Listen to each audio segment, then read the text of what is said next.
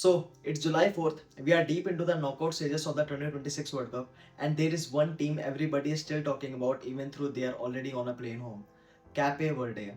Half a million people, smaller than most sized cities, and they just took Lionel Messi's Argentina to extra time in a game that finished 3-2. Now here's what everyone's saying about Cape Verde right now. Beautiful fairy tale, lovely story, shame it's over, treating it like a nice bit of romance that reality eventually crushed. And look, I get why. 3 draws, 0 wins, then bow to the champions. Sounds like a nice underdog tale that ran its course. But that take is actually selling this team short. Cape Verde didn't get lucky into the knockouts and then get exposed. They ran an actual blueprint, a specific, repeatable, tactical blueprint that every small football nation should be studying right now. And the proof is in one number. Against Argentina, Cape Verde had 0.45 expected goals. 0.45.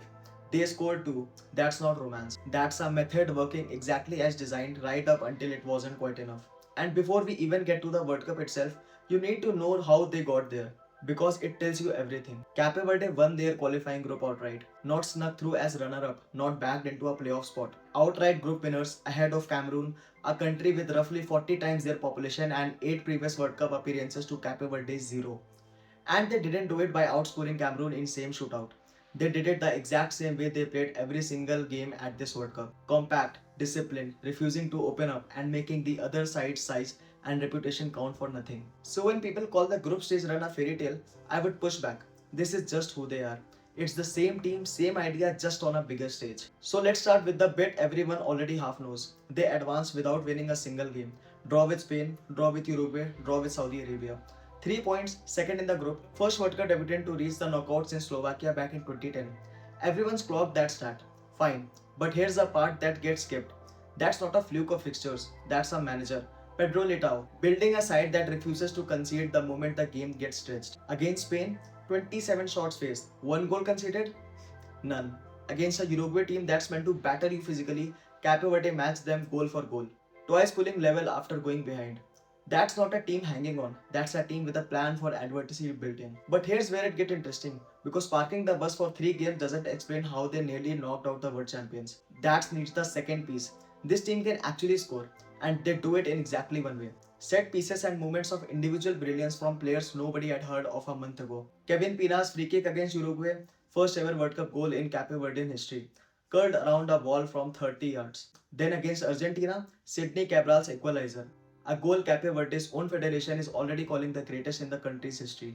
This is not a side that got dragged to 2-2 by chaos. It's a side that manufactures movement precisely because it knows it won't outpossess anybody. Now you might say, alright, but none of that matters without the fella between the sticks.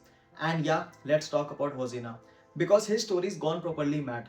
40 years old, nearly 2 decades grinding through 9 different clubs across 6 countries, playing second division football in Portugal for about 50 grand a year. 50,000 Instagram followers before kickoff against Spain. Within 24 hours, somewhere between 11 and 15 million depending which count you trust. More than Mahomes, more than Wemby, more than Kels. Now the easy read is viral moment. Journey gets lucky. Wrong read. Watch the tape. 68 touches against Spain. More than any outfield player on the pitch. He is just nothing stopping shots. He is playing out from the back under pressure from one of the best pressing sides in the tournament. At 40, in his first ever World Cup match. FIFA's own goalkeeper rankings had him at the top of the tournament alongside South Africa's Ronwen Williams. That's not virality, that's genuinely elite shot stopper who spent 20 years waiting for someone to notice. So here's the pushback you are probably thinking. Fine, but they still lost. Doesn't the elimination prove the fairy tale had a ceiling? And yeah, they lost. Argentina 3-2 in extra time. An own goal of Burgess deciding it. But think about what actually happened in that match. A team with a 67th place ranking produced almost nothing statistically, 0.45 xg, and still had Argentina hanging on. Still forced extra time against the reigning world champions in their own backyard, basically in Miami. Scaloni himself said before the game they would be scouting Cape Verde specifically because they knew this wasn't a soft touch. That's the strongest evidence yet that this is not romance. It's a low resource nation weaponizing structure and set pieces to genuinely threaten elite teams, not just survive against them. So put it together and here's the actual takeaway. Cape Verde didn't get eliminated because the story ran out of magic. They got eliminated because even a near perfect low block set piece blueprint has a ceiling against a team with Messi still delivering his 8th straight World Cup match. Watch what happens next. Expect federations with tiny budgets and tinier player pools. Think Curaçao, think future minnows. Start copying this exact template because it's nearly worked against the best team on the planet. Cape Verde didn't crash the World Cup party, they rewrote who's allowed to be in the room. Drop a comment, who do you reckon copies this blueprint next? And if you want more of this kind of stuff breaking down the football underneath the headlines, you know what to do. Like it, subscribe. I'll see you in the next one.